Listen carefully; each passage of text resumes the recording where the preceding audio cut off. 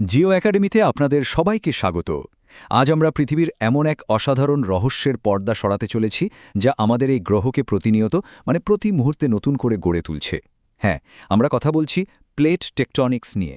আচ্ছা, কখনো কি ভেবে দেখেছেন যে মাটির ওপর আমরা দাঁড়াই, ঘরবাড়ি বানাই, সেটা আসলে একদমই স্থির নয়। এই যে একটা অস্থিরতা, এর কারণেই কিন্তু তৈরি হয় হিমালয়ের মতো বিশাল সব পর্বতমালা, আবার এর জন্যেই হয় ভয়ানক সব ভূমিকম্প। তো চলুন এই রহস্যের গভীরে ঢোকা যাক। আমাদের এই পৃথিবীটা সত্যি বলতে একটা বিশাল জিগসও পাজলের মতো, কিন্তু পার্থক্য হল এই পাজলের টুকরোগুলো স্থির থাকে না, এগুলো সারাক্ষণ নড়াচড়া করছে। এই যে মানচিত্রটা দেখছেন, এগুলি হল সেই চলমান টুকরো যেগুলোকে আমরা বলি টেকটনিক প্লেট। তাহলে আর দেরি কেন, চলুন এই বিশাল চলমান পাজলের এক একটা টুকরোকে একটু কাছ থেকে চিনে নেওয়া যাক।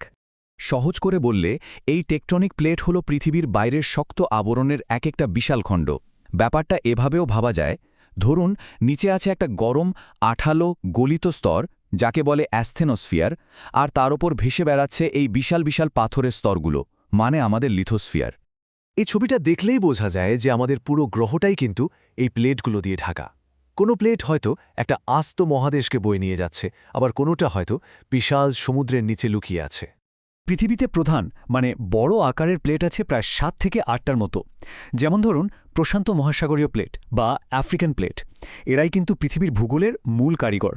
আর এই বড় প্লেটগুলোর মাঝে যে ফাঁকা জায়গাগুলো, সেগুলো পূরণ করার জন্য আছে আরও প্রায় 20টারও বেশি ছোট ছোট প্লেট, আর এরাই বড় প্লেটগুলোর চাপে পড়ে এদিক ওদিক নড়াচড়া করে। এখন সবচেয়ে বড় প্রশ্নটা হলো, এই যে মহাদেশের সমান বিশাল বিশাল প্লেট, এগুলোকে নাড়ানোর মতো অনশক্তি আখির আসে কোথা থেকে?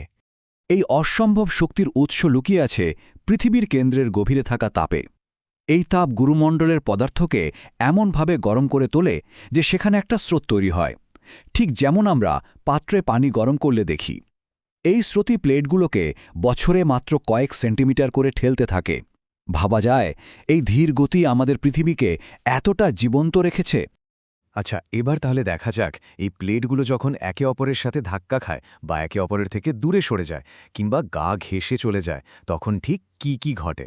প্লেটের সীমানায় মূলত 3 রকম ঘটনা ঘটতে দেখা যায়। একটা হলো ডাইভার্জেন্ট বা প্রতিসারী, যেখানে প্লেটগুলো একে অপরের থেকে দূরে সরে যায়। আরেকটা হলো কনভার্জেন্ট বা অভিসারী, যেখানে প্লেটগুলো মুখোমুখি ধাক্কা খায়। আর সবশেষে আছে ট্রান্সফর্ম বা নিরপেক্ষ সীমানা, যেখানে প্লেটগুলো পাশাপাশি ঘষে খেয়ে চলে যায়। চলুন প্রথমে প্রতিসারী সীমানা নিয়ে কথা বলি। এখানে প্লেটগুলো একে অপরের থেকে দূরে সরে যাচ্ছে। এই প্রক্রিয়ার ফলে কি হয় জানেন? সমুদ্রের ঠিক মাঝখানে নতুন ভূমি তৈরি হয়, যেমনটা হয়েছে মধ্য আটলান্টিক শৈলশিরায়। আর স্থলে এটা তৈরি করে বিশাল ফাটল, যেমন পূর্ব আফ্রিকার গ্রেট রিফট ভ্যালি, যা হয়তো আজ থেকে লক্ষ লক্ষ বছর পর একটা নতুন মহাসাগরে পরিণত হবে। এবার আসা যাক সবচেয়ে নাটকীয় ঘটনাটায়। যখন দুটো প্লেট মুখোমুখি সজোরে ধাক্কা খায়, তখন পৃথিবীর সবচেয়ে অবিশ্বাস্য কিছু দৃশ্য তৈরি হয়। এখানে কিন্তু 2 ধরনের ঘটনা ঘটতে পারে। যখন একটা ভারী মহাসাগরীয় প্লেট একটা হালকা মহাদেশীয় প্লেটের নিচে ঢুকে যায়, তখন সেখানে প্রচণ্ড তাপে পাথর গলে তৈরি হয় আগ্নেয়গিরি, যেমন আন্দিজ পর্বতমালা। আর যখন দুটো সমান শক্তির মহাদেশীয় প্লেট আপোষে ধাক্কা খায়, তখন মাটি ভাঁজ হয়ে তৈরি হয় আমাদের হিমালয়ের মতো সুবিশাল পর্বতমালা। সবশেষে হল নিরপেক্ষ সীমানা, যেখানে প্লেটগুলো শান্তশিষ্টভাবে একে অপরকে পাশ কাটিয়ে চলে যায়। কিন্তু এটা কি আসলেই শান্তশিষ্ট? মোটেই না। সমস্যাটা হলো, এই সীমানায় প্লেটগুলো কিন্তু একদম মসৃণভাবে চলতে পারে না। এরা একে অপরের সাথে আটকে যায়, আর ভেতরে প্রচণ্ড শক্তি জমতে থাকে।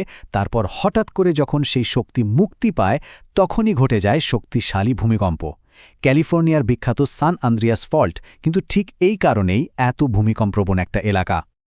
এতক্ষণ তো আমরা তত্ত্ব নিয়ে কথা বললাম, এখন চলুন আমাদের চারপাশের পৃথিবীতে এর বাস্তব উদাহরণগুলো খুঁজে দেখি। এই যে এতক্ষণ ধরে আমরা যা যা আলোচনা করলাম, সেগুলোর প্রমাণ কি আমাদের এই পৃথিবীতে ছড়িয়ে ছিটিয়ে আছে? অবশ্যই আছে। পৃথিবীর দিকে তাকালেই তো এর প্রমাণ স্পষ্ট। এই ছবিটা কি দারুণভাবে সবকিছু দেখিয়ে দিচ্ছে, তাই না? আন্দিজ পর্বত, হিমালয়, জাপানের কাছে গভীর সমুদ্র খাত, বা ধরুন সান আন্দ্রিয়াস ফল্ট, এই সবই তো প্লেট টেকটনিক্সের জীবন্ত সাক্ষী, যা আমাদের পৃথিবীর মানচিত্রকে আজও বদলে চলেছে। তাহলে মূল কথাটা কি দাঁড়ালো? প্লেট টেকটনিক্স তত্ত্বটা আমাদের পৃথিবীকে একটা স্থির পাথরের গোলক হিসেবে দেখার ধারণাটাই পুরোপুরি বদলে দিয়েছে। দেখুন, এই তত্ত্বটা নিঃসন্দেহে অনেক শক্তিশালী। এটা পৃথিবীর বেশিরভাগ ভূতাত্ত্বিক ঘটনাকে ব্যাখ্যা করতে পারে। তবে বিজ্ঞান তো থেমে থাকার নাম নয়। যেমন পরিচলন স্রোত ঠিক কিভাবে কাজ করে বা কিছু প্রাচীন ভূমিরূপ কিভাবে তৈরি হয়েছিল তা নিয়ে এখনও গবেষণা চলছে। কারণ জানার এই আগ্রহটাই তো বিজ্ঞানের আসল চালিকা শক্তি। সুতরাং শেষ কথা হল, প্লেট টেকটনিক্স শুধু একটা বৈজ্ঞানিক তত্ত্ব নয়, এটা আমাদের গ্রহকে চেনার একটা চাবিকাঠি। এটা আমাদের চোখে আঙুল দিয়ে দেখিয়ে দেয় যে আমাদের পৃথিবীটা কোনো জড়বস্তু নয়, বরং এটা একটা জীবন্ত, গতিশীল সত্তা যা প্রতিনিয়ত নিজেকে নতুন করে সাজিয়ে তুলছে। শেষে সবার জন্য একটা প্রশ্ন রেখে যায়। যেহেতু প্লেটগুলো এখনও আমাদের নখ পাড়ার মতো ধীর গতিতে সরছে, তাহলে ভাবুন তো আজ থেকে লক্ষ লক্ষ বছর পর আমাদের এই পৃথিবীর মানচিত্রটা দেখতে কেমন হবে। আজকের মতো এখানেই শেষ করছি। এই রকম আরও অনেক মজার আর রোমাঞ্চকর বিষয় নিয়ে জানতে হলে জিও একাডেমির সাথেই থাকুন। আর আজকের এই পর্বটি ভালো লেগে থাকলে অবশ্যই লাইক, শেয়ার আর সাবস্ক্রাইব করতে ভুলবেন না।